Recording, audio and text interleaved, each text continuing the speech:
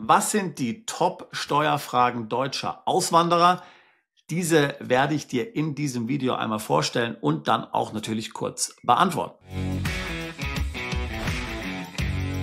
Noch ein kurzer Hinweis in eigener Sache: Wenn auch du planst, Deutschland zu verlassen und dich hier mit den steuerlichen Konsequenzen dazu beschäftigst, haben wir hier regelmäßig unsere Workshop-Tage, wo wir genau ins Detail gehen und dann in kleiner Runde deinen konkreten Fall besprechen. Jeder Teilnehmer, normalerweise sind es 5 bis 7, hat dann Gelegenheit, im Hot Seat zu sitzen. Und ich werde dann mit den anderen Teilnehmern hier konkret deinen Wegzug, deine Auswanderung steuerlich auseinandernehmen und wir werden dann Konsequenzen besprechen, unter was du achten musst und was du besser noch vorbereiten musst, bevor du auswanderst. Termine dazu auf unserer Webseite. Ich packe mal hier den Link in die Beschreibung dieses Videos mit hinein und würde dich freuen, bei einem unserer nächsten Workshop-Tage begrüßen zu können. Jetzt also zu unserem Thema. Ich führe jede Woche Beratungsgespräche mit Mandanten, die auswandern wollen. Und natürlich ist es so, dass dort manche Fragen immer wieder gestellt werden. Ich habe mir daher überlegt, in diesem Video mal so die 10 häufigsten Fragen, die mir Mandanten stellen, hier kurz vorzustellen und dann auch kurz zu beantworten. Natürlich könnte man zu jeder dieser Frage hier stundenlang sprechen. Das will ich hier nicht machen.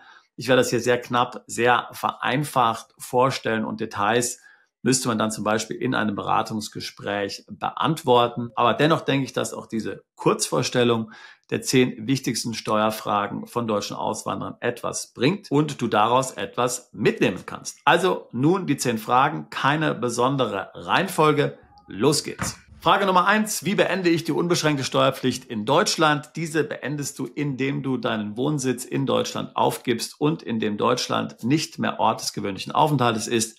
Also, so mal ganz vereinfacht gesagt, indem du nicht mehr als 183 Tage pro Jahr in Deutschland bist.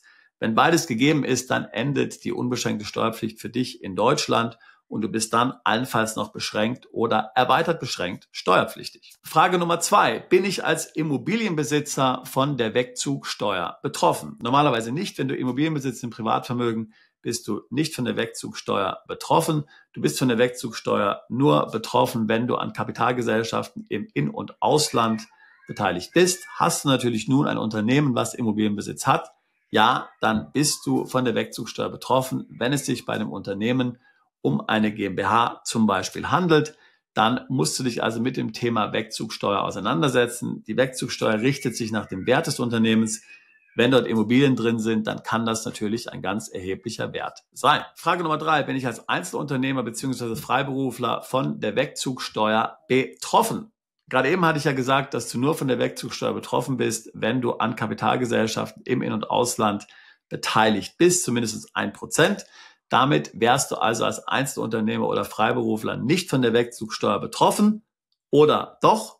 Nun, leider gibt es eine andere Exit-Tax für Freiberufler und Einzelunternehmer. Man spricht ja von der sogenannten Entstrickungsbesteuerung. Das heißt, wenn du deinen Betrieb mit ins Ausland nimmst, weil du in Zukunft zum Beispiel im Ausland freiberuflich tätig bist oder als Einzelunternehmer, dann findet hier ein steuerlicher Event in Deutschland statt. Dann wird ein Wirtschaftsgut ins Ausland verlagert.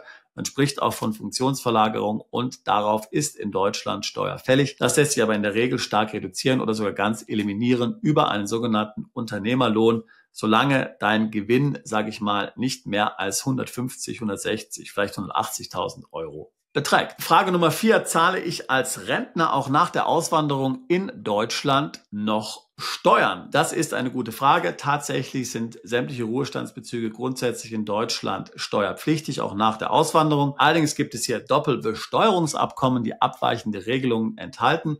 Und abweichende Regelungen sind sehr, sehr häufig. Das heißt, fast alle Doppelbesteuerungsabkommen enthalten de facto abweichende Regelungen. So ist es zum Beispiel vielfach so, dass in Deutschland nur die staatliche Rente zu versteuern ist, aber Leistungen aus der betrieblichen Altersvorsorge sind dann im Ausland, im neuen Wohnsitzland zu versteuern. Es gibt aber auch Fälle, zum Beispiel Thailand, wo selbst die staatliche Rente nicht in Deutschland zu versteuern ist. Wie alle Fragen, die wir ansprechen, relativ komplexes Thema. Hierzu musst du dich von deinem Steuerberater oder Rechtsanwalt beraten lassen und das gilt natürlich für alle Fragen, die wir hier besprechen. Frage Nummer 5. Kann ich als digitaler Nomade oder als Perpetual Traveler steuerfrei um die Welt ziehen? Möglicherweise kannst du das, ja, aber es gibt die sogenannte erweitert beschränkte Steuerpflicht in Deutschland. Davon bist du betroffen, wenn du als Nomade um die Welt ziehst und bestimmte Einkünfte hast, beziehungsweise noch Vermögen in Deutschland hast. Wenn du also zum Beispiel gewerbliche Einkünfte hast, über eine LLC tätig bist, dann sind die Einkünfte aus der LLC noch 10 Jahre lang in Deutschland zu versteuern.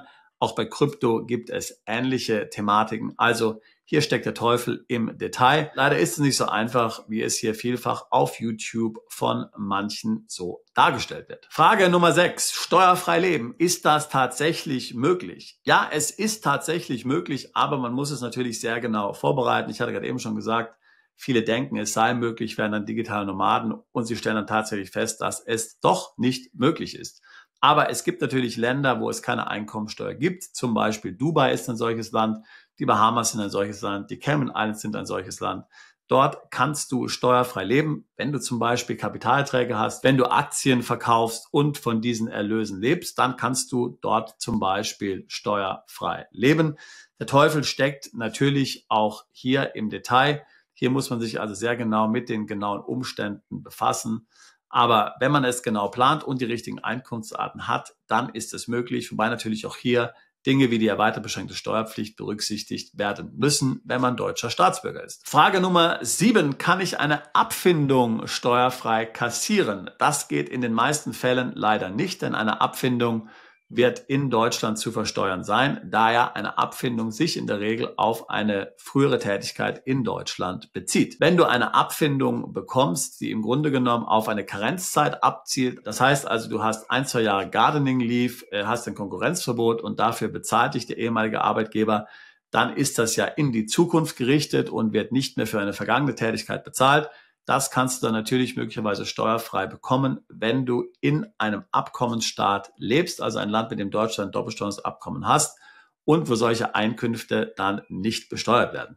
Dubai, Monaco oder sowas würde leider nicht funktionieren. Möglicherweise funktioniert Zypern, möglicherweise funktioniert auch Thailand, möglicherweise funktioniert auch Malta. Das muss man sich dann genau anschauen. Aber nochmal, in den meisten Fällen ist es nicht möglich. Aber in dem spezifischen Fall, den ich genannt habe, könnte es möglich sein. Frage Nummer 10. Bin ich noch 10 Jahre lang nach dem Wegzug in Deutschland steuerpflichtig? Es gibt die erweitert beschränkte Steuerpflicht und unter bestimmten Bedingungen, wenn du in ein Niedrigsteuerland umziehst und noch wirtschaftliche Interessen in Deutschland hast, dann fällst du tatsächlich unter diese erweitert beschränkte Steuerpflicht. Ob du dann wirklich Steuern in Deutschland bezahlen musst oder nicht, hängt zum Beispiel davon ab, ob das Land, in dem du lebst, ein Doppelbesteuerungsabkommen mit Deutschland unterzeichnet hat.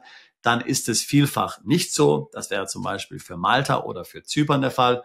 Aber wenn du digitaler Nomade bist oder wenn du in einem Nicht-Abkommensstaat lebst, zum Beispiel Vereinigte Arabische Emirate, Stichwort Dubai, dann musst du möglicherweise noch Steuern in Deutschland bezahlen. Frage Nummer 9. Wie lange noch habe ich eine Mitwirkungspflicht gegenüber dem Finanzamt, wenn ich Deutschland verlasse? Nun, wir haben ja gerade eben gesagt, dass du potenziell unter bestimmten Voraussetzungen noch 10 Jahre in Deutschland steuerpflichtig sein kannst, nachdem du Deutschland verlassen hast. Du kannst zum Beispiel unbegrenzt beschränkt steuerpflichtig sein, wenn du Immobilien in Deutschland hast. Auch nach 30 Jahren Abwesenheit aus Deutschland und ohne Immobilien in Deutschland bleibst du in Deutschland erbschaftssteuerpflichtig, wenn du etwas erbst, das in Deutschland belegen ist, zum Beispiel eine deutsche Immobilie. Und in all diesen Konstellationen hat natürlich das Finanzamt das Recht, dich bestimmte Fragen zu fragen und du bist dann auskunftspflichtig. Ja?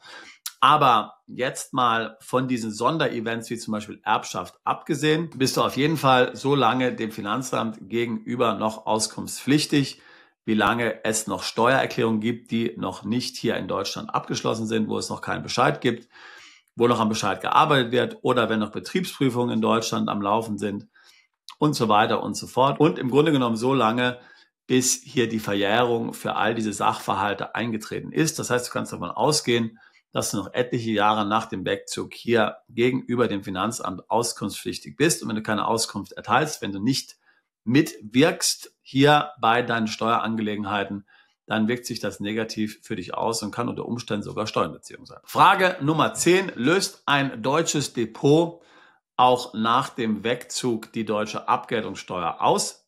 Nein, das ist nicht der Fall. Wenn du der Bank mitteilst, dass du im Ausland lebst, dann wird dir hier keine Abgeltungssteuer mehr abgezogen. Ähnlich wie das der Fall ist, wenn du in Deutschland wohnst, aber ein Depot im Ausland hast. Was dir immer abgezogen wird bei Dividenden, ist eine mögliche anfallende Quellensteuer.